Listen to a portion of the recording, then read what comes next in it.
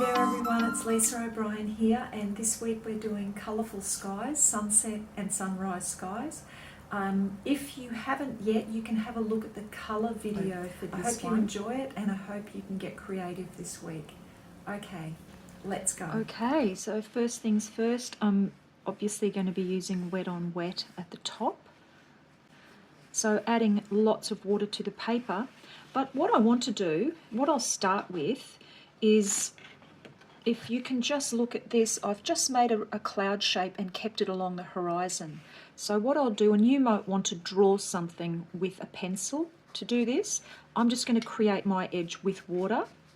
If it helps, you can put a little tiny bit of yellow ochre onto your brush if that helps you define where you want your cloud to sit.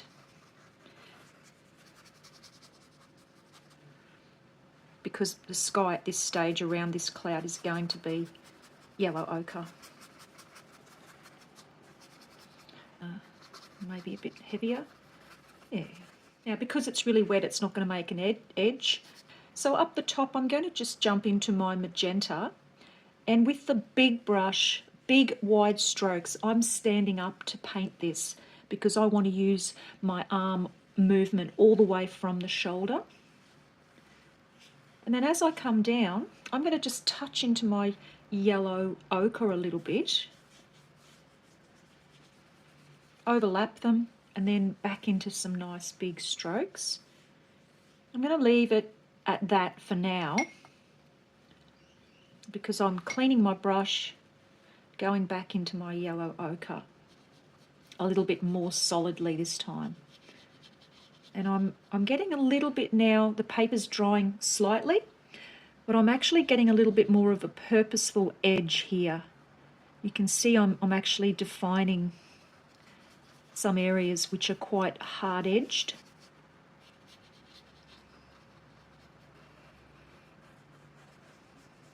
If you're not comfortable doing this with a large brush, then I suggest you switch out straight away to a small, a regular medium round brush. And look, at that stage, I want my intensity to be greater on the edges than I do have it in the center. So I'm going to do some smaller shapes here. Now my wrist, or the back of my hand, is actually resting on the paper, which means I'm then capable of doing fine little movements. I don't want it to slow me down too much though, so back off the paper, and I'm just letting that colour blend in there. So while this is drying, what I want to do is perhaps go into my yellow a little bit, not my lemony yellow, which is too yellow. And I'm just going to put a little bit of it in this area here.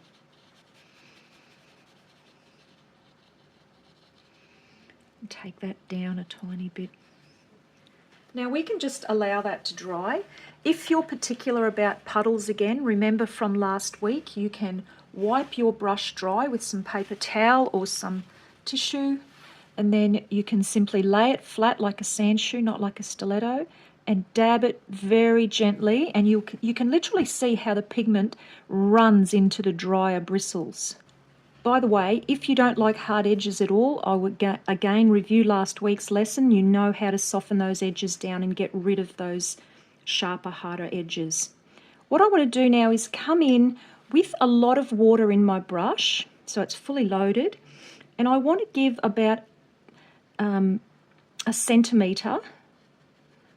And don't wet the actual border, the edge that I've created here, but wet everything up to that, like quite heavily as well. So it's like we've created a little white border. And what I'm going to do now is, thinking about like great big curved full clouds, I'm going to go in a curved way. I'm literally loading the colour onto the paper in a big curved movement. French ultramarine blue. And you might not think this matters too much, but it's helpful because as the paint dries and settles, it literally does give you the feeling of that bulk, big curve, like bulbous character in the cloud. Now we don't want to do it everywhere, but I'm going to sort of pick a main area here to keep really big and dark. Like that's a big part of the cloud. And as usual, like we talked about last week, some areas remember to leave white. It's not necessary to always colour every area. The lighter you leave it, the softer or more delicate the cloud will look, and the heavier you go, the more solid the cloud will, dense the cloud will look.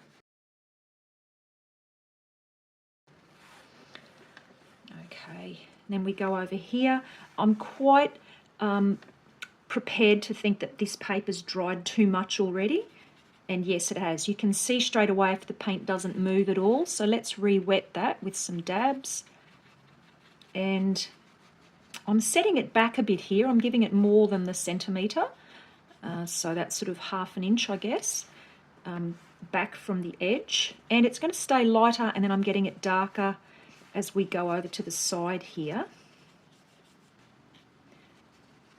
And anywhere I see a hard line that I don't want, re-wet my brush and lay more paint down and more water at the same time. Okay. The only thing that I would say now is that the background is completely disconnected to the cloud, and we don't want that. We want to have something binding them and connecting them.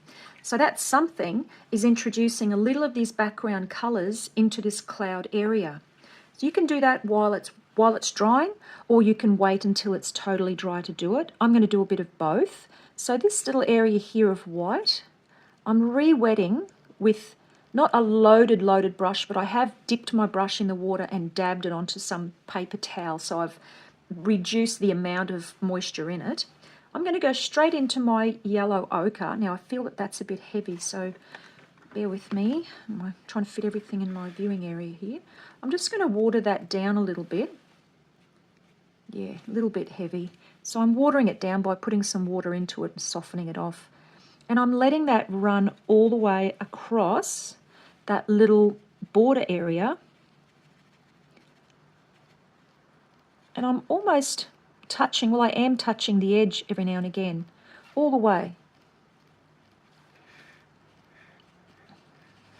I might even do a little bit in here.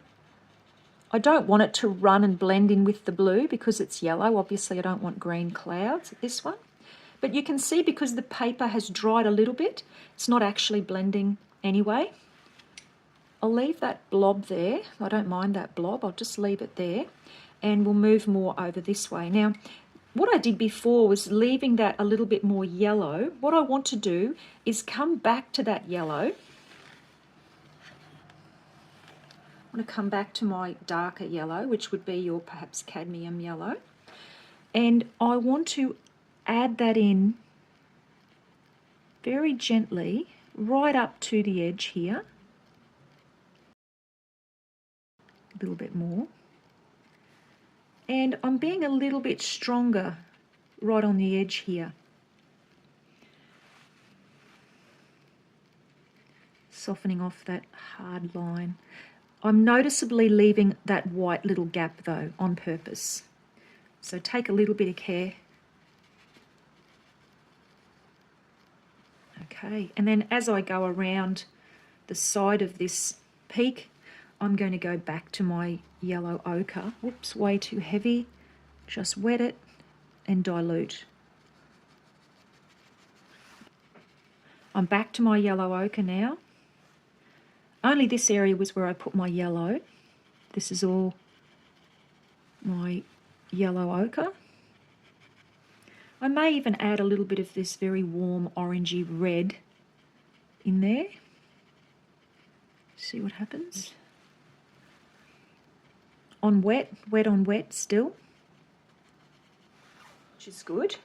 What I want is to create more depth. So now that I know this area here is sort of my horizon, and it's well and good to paint the sky, but you really do need context. You need to know what you're doing with what's below the sky, because you need to know how heavy and dark the sky needs to be and all these extra things. So what I want to do now is I want to re-wet some of these areas, knowing that I'm going to load quite a bit of ultramarine onto it, just letting it sit.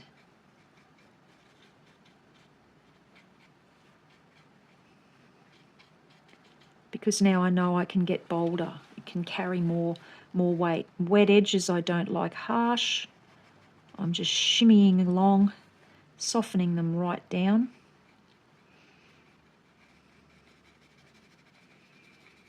Remember, this is sandshoe stuff. We're laying the brush quite flat.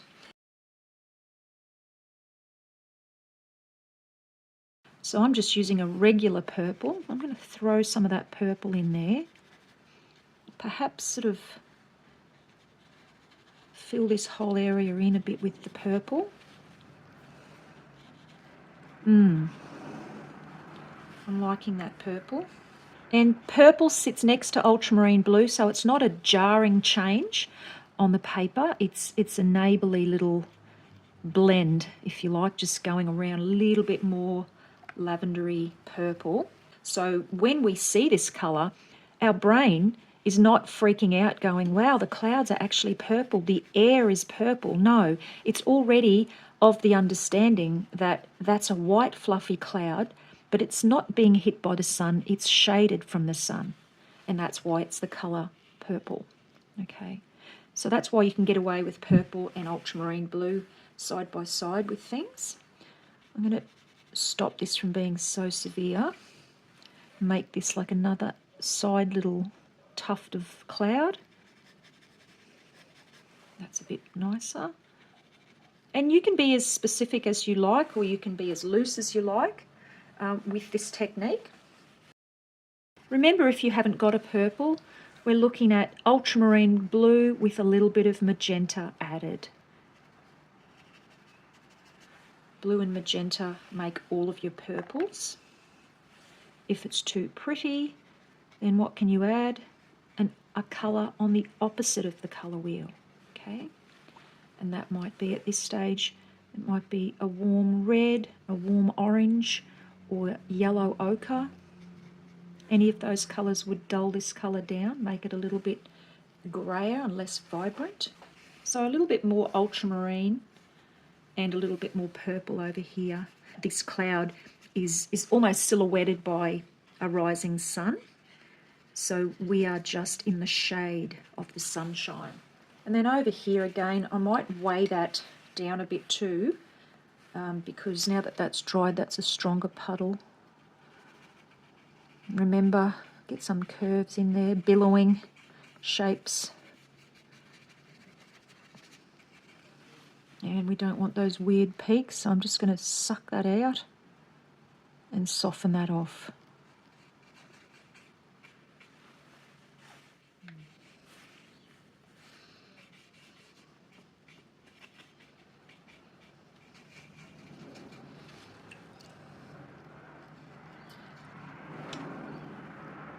One of the things I hope you're becoming aware of and brave enough to play with is understanding the change in what you put down as the paper dries and as the paint dries. So sometimes you can do a shape and go, oh, that was too perfectly like a car tyre.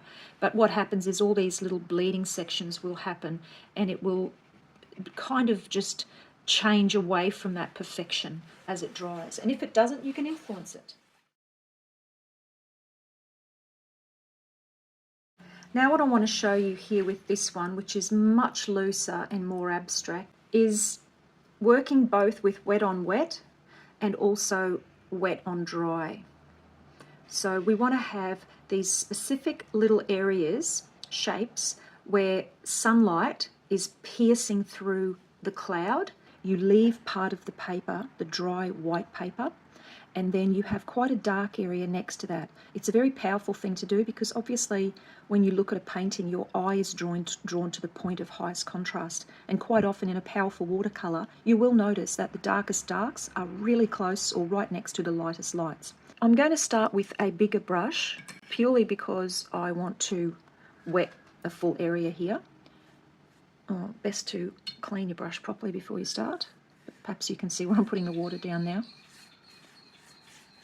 But what I'm going to do in this is I'm actually going to leave a little area of white paper dry.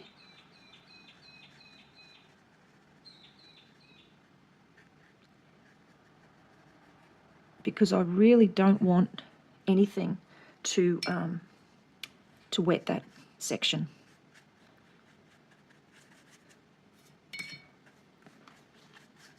And I'm really wetting down here. It's really quite wet. I hope you can see that, how wet the paper is. And straight away, and this is why you pour out your colours first, I'm going to just jump in with my burnt carmine coming in the top and my pre-mixed one. I'll add them together.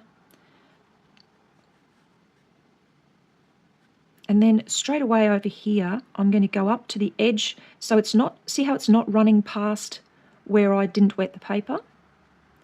So it's sticking to the border, which is exactly what I want. And I'm going to add a bit of Payne's Grey in while that's wet. Just see that, allow that to move around. Now, straight away I'm thinking I've got too much water in the mix that I'm using, which is fine, but this is a beginner thing that you should sort of start asking yourself as you're working. You know, oh, did I mix too much water in my colour? Yes. So there's a bit of a flick of paint there. I'm just going to add that down.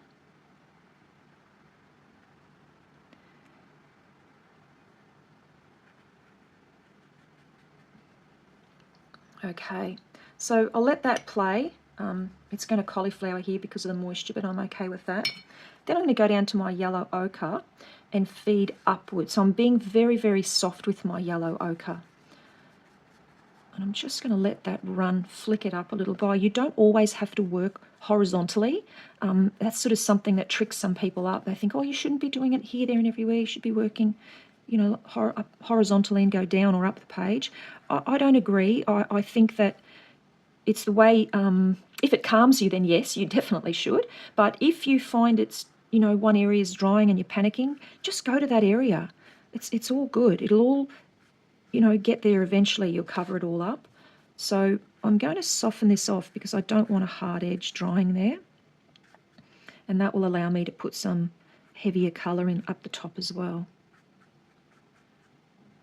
Now I'm going to go in and stop some of these edges from being severe.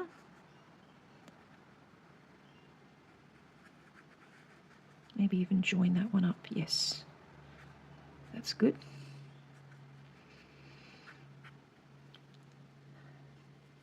Bit of purple maybe.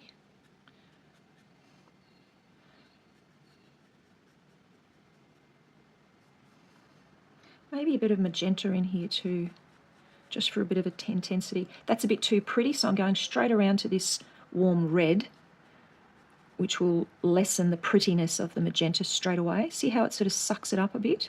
It's because magenta is the pure colour, it's going to be its brightest, and we really don't want to have too much competition in that area. I might even dull that down a bit more, so I'm adding blue into it to give that a little bit less power.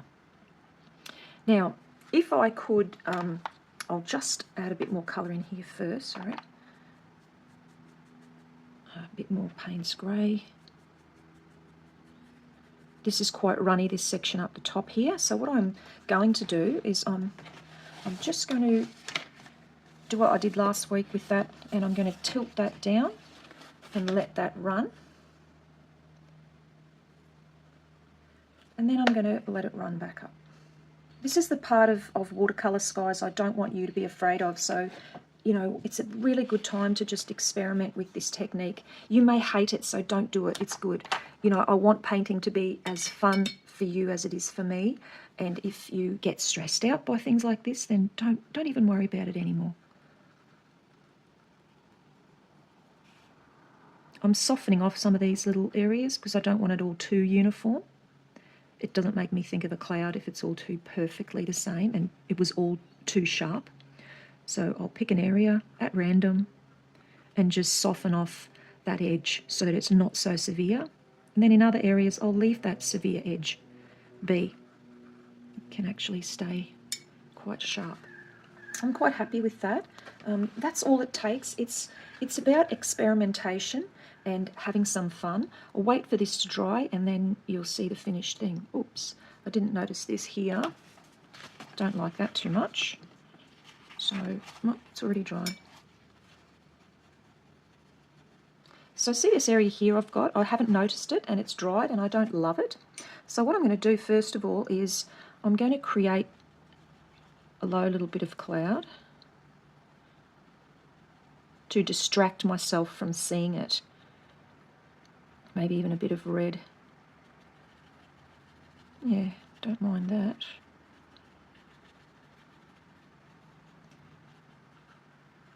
So if this was my horizon, then I've got this little line of cloud. And then, just to show you how I would finish this painting, I've then hit into the ocean, which I've got my phthalo and back to my trusty Payne's grey.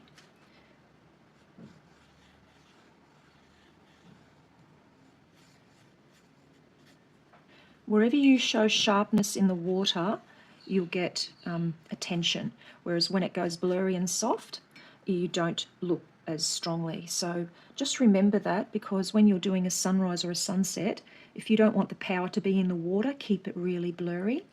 If you love that powerful water and that's your focus in the painting, then get some nice smooth, sharp edge, dry edge lines like I've got here. And I hope that helps. Keep practicing. It's always something where you can improve. Like this is dried too dark. You know, I'm doing demos, so I'm working much faster than I normally would, but still accidents happen and you just have to make the most of them. If it's in a painting that you really care about, making mistakes in your practice is a good thing, because it will prepare you. You won't panic or just rip it up, throw it away. You'll go, oh, I remember when I did that. I have to draw attention away from that, and I can do this, this, this, and this. So be prepared to make mistakes, and don't be hard on yourself for making mistakes. It's a kind of, you're failing upwards. So remember, every time you make a mistake, you've just learnt something a little bit extra in that lesson and that painting. And you've learnt to become more courageous with it as well. So that's a positive. All right then, I hope this lesson has helped you and you can get in and be creative this week and have some fun. Thanks guys, bye.